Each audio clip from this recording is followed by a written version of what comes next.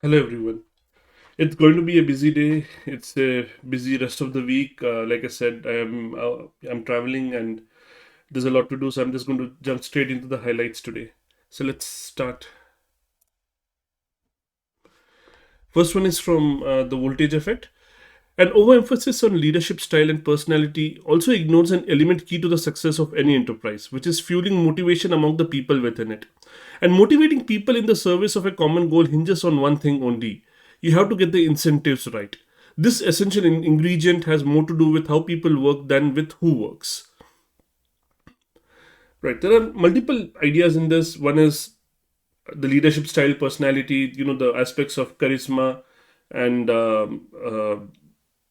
I suppose, yeah, charisma covers it all. This emphasis on all of these things ignores that ignores the motivational aspect of what really motivates people. Yeah, many of these things are band-aids. For a short spurt you may get that behavior that you want to see, but then you're back in that same system. And there is more and more research that charisma doesn't really work anymore, especially in this age of remote work and hybrid workplaces.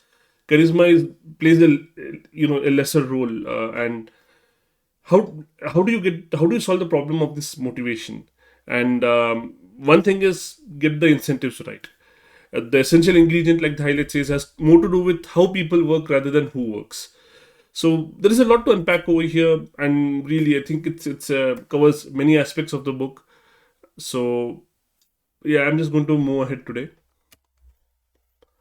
The leadership challenge. People want the leaders to be honest because a leader's honesty is also a reflection upon their own honesty. It's the quality that can most enhance or most damage personal reputations. If you follow someone who's universally viewed as having impeccable character and strong integrity, then you are likely to be viewed the same. If you willingly follow someone who's considered dishonest and unethical, your own image is tarnished. So it's a whole different perspective about leadership. Um, and nothing new really. It's not. There's not a new thing. It's not something that has happened after the pandemic or with some changing work conditions. This is something that was always the case. Because it's such a deep notion, such a deep what's the word, aspect of ourselves, that we identify with who we choose to follow. And if the person whom we have chosen to follow is dishonest, we'll see ourselves as dishonest, and we may not like that. And I use the word choose. So in cases you don't get to choose who to follow, that this really doesn't apply over there. In fact, you can view the leader as an antagonist. Not a leader really, but a manager or a boss. The conventional trope about managers versus leaders. So if you have not chosen to follow somebody, you may be calling them not a leader but a boss, or a manager, right? But a leader is someone whom you have chosen. Doesn't work without the followers involvement.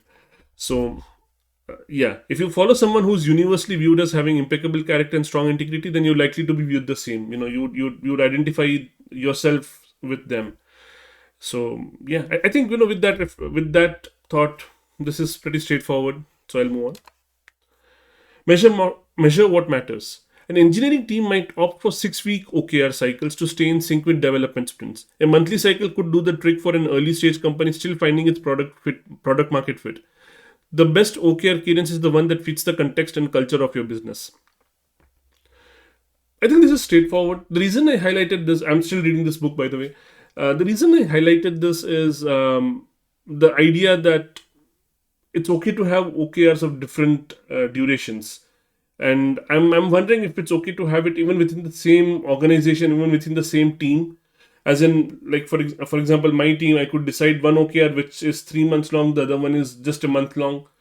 And I'm wondering about that. It doesn't really explicitly call that out, but reading this, it makes sense, because ultimately the best OKR cadence is one that fits the current context and culture of the business. And also the other thing, there was another, not in this highlight, but another point covered in the book about it's okay to um, what's the word? It's okay to drop OKRs or modify OKRs during the cycle if the needs have changed. So considering these two aspects, I think it is okay that within even within a single team, you might have OKRs of different durations. The problem remains how we are going to track it though. The tools I have used for tracking OKRs, they they all follow the same cycle.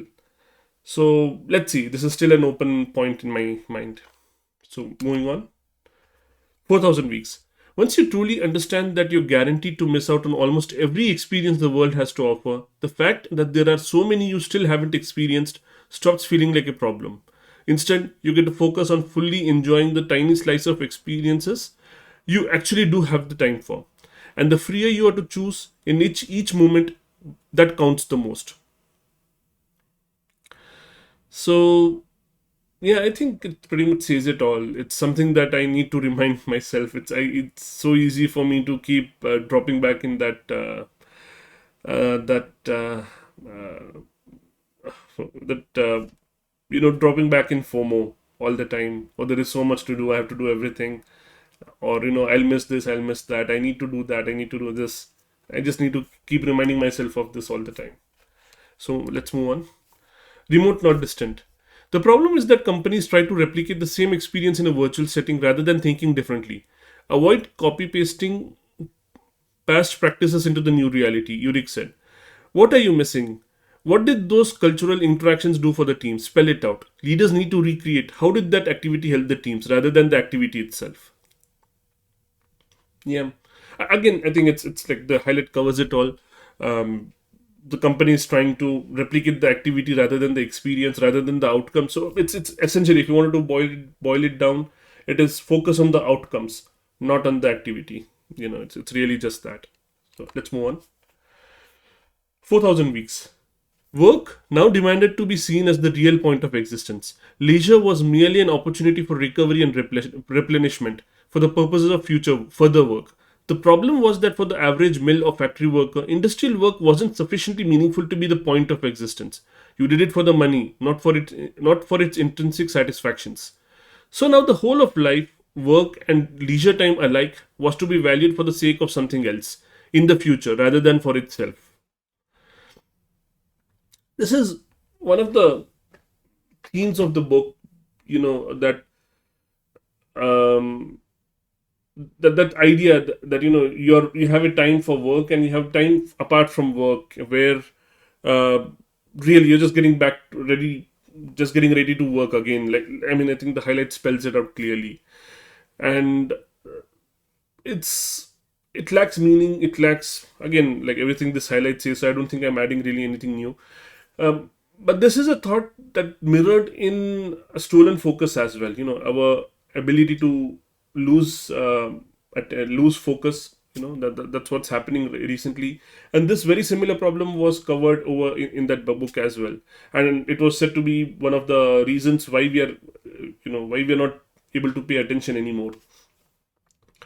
So yeah, having downtime, having a break for the sake of taking break, not for rejuvenating for the next time you go to work. um, yeah, you will rejuvenate, but if you're taking break only for that and for nothing else, you're doing it wrong. You need to take a break for the sake of taking a break. You need to get out of this the workflow and actually experience, have find meaning in other things other than work.